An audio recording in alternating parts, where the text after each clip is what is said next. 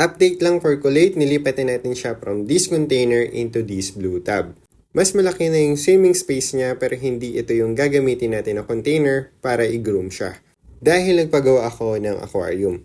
Kung matatandaan nyo, may nakalagay tayong aquarium dito na nabasag, 48 by 18 by 14 inches and medyo mababa yun kaya naman nagpagawa ako ng 48 by 18 by 20 inches. Dahil unlike Ranchu doesn't have dorsal fin kaya mas maganda na shallow lang yung water compared dun sa mga Orandas, Demikin na merong dorsal fin and also para makreate natin yung hump dun sa body nila mas maganda daw na mas mataas yung water level. Dahil dun daw nabibuild yung muscle. Parang pag nag-gym ka, kailangan natin ng resistance para magkaroon ng muscle gain. Kaya naman nagpagawa na ako ng aquarium. Kaso hindi pa dumadating kaya dito muna siya sa blue container. And as you can see, nag-start na rin ako magpakain. Pero ang pinakain ko pa lang is green algae.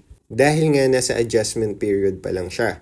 Pero siguro after ng 1 to 2 days, baka mag-start na ako magpakain ng live food or tubipex. Since mukhang collate is adjusting really well.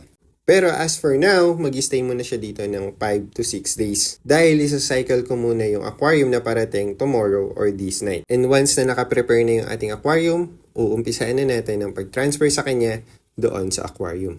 And then maglalagay pala ako ng kasama niya. Pipili lang ako ng 2 Orandas na sa tingin ko ay magiging show potential para hindi naman siya malungkot doon sa 75 gallon na pinagawa natin. So far yun lang naman ang update natin for collate. At kung naghahanap ka pa ng mga Juby size na Oranda, meron tayo. Meron din tayong mga in-import na Ranchu from Thailand na Sakura, breeder size, and mostly are male na lang yung available.